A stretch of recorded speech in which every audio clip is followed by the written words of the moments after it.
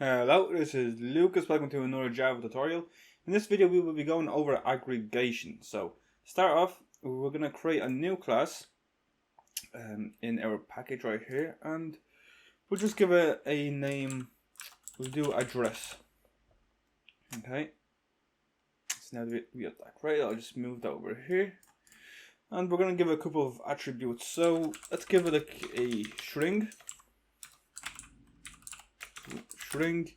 First one we can name is we'll do city.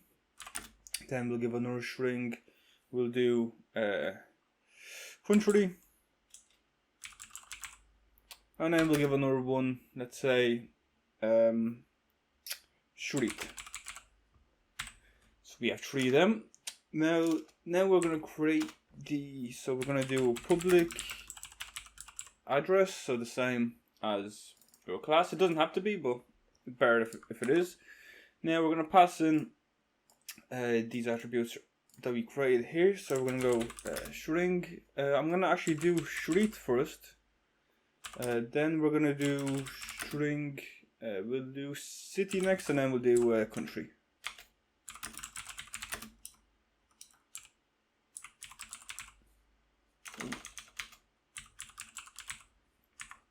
And then we'll just do the normal this street is equal to street. So that, and then we'll do this dot city is equal to city.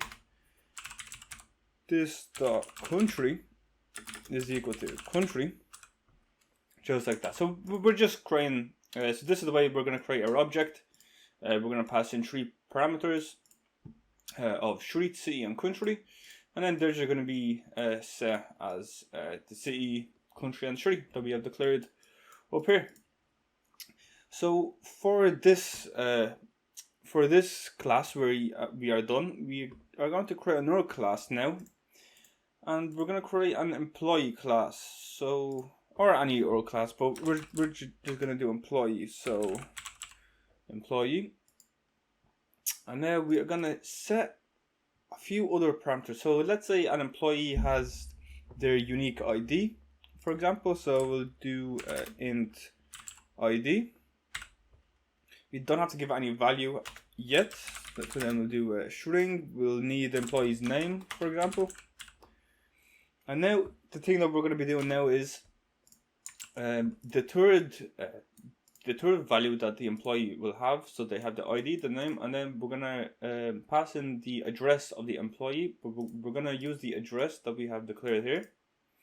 So all we have to do is we just do address, which is just the name of this class, address, and then we can just do address.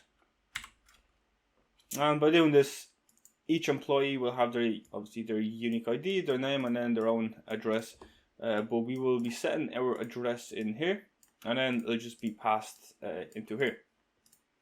So then we can just do the same thing as we did in this class. We just have to create this. So we'll do public employee, and then we'll pass in just all the values. So we have ID we need to pass in, and we need to pass in a name. And then we also have to pass in the address, and then we'll just set that as address. Just like that. And then we'll just do the same thing again. We'll do this dot ID is equal to ID. This dot name is equal to name. And then finally we'll do this dot address is equal to address. And then we'll do one more method in here just to display it. So we'll just do void display. We don't have to pass in any parameters into this method, because all we're doing is we're just going to be displaying this. So let's just display. Let's say we'll do ID. And then we'll do another print statement for their address. Not for their name first. And then finally we'll do another print statement here, and we will do we'll do their address, and then we will just pass in their address. So then we'll do we'll have to do address dot. Now you see we have 3 options. These 3 options are declared here. There are these 3 options. So we just have to pass in, for example, street. Then we'll just make a little space here so they're not too close. And then we'll do address dot, what's the next one? So we'll do C next. And then the very last one, address dot, we'll do address dot country. So this will just print out their ID, their name, and then their address. So now if we go back to our main method, we are going to have to, firstly we're going to get the address of the employee. So we're going to have to create an object of address. We have to do this first because whenever we create our employee, we have to pass in the address object. So that has to be created before we create the employee. So if we do address, alright, we'll do address. I'll just do add one, equal to new address, and then we can just pass in a few parameters in here now. So these are all strings. So the first one was street. I'll just do something like I don't know, hill street. I don't know, hill street. The next one we have to pass in, what was it? The next one, it was a city. So I don't know, we'll do something like London. And then I guess the very last one we'll do UK. So now we have created our address object. Now what we do is we can create our employee. So we'll go with employee. So employee. Now we're just creating an object of employee. So then I'll just do E for employee or E1, and then we can do equals to a new employee. And then we just have to pass in a few parameters in here. These parameters are these 3 or these 3. So the very first one is their ID. So let's just say their ID, so it's an int. So let's just pass in 1, 2, 3. That's their ID. We have to pass in their name. Let's do something like Peter.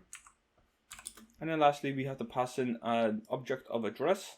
So we created that object here, add one. So we just have to pass in add one.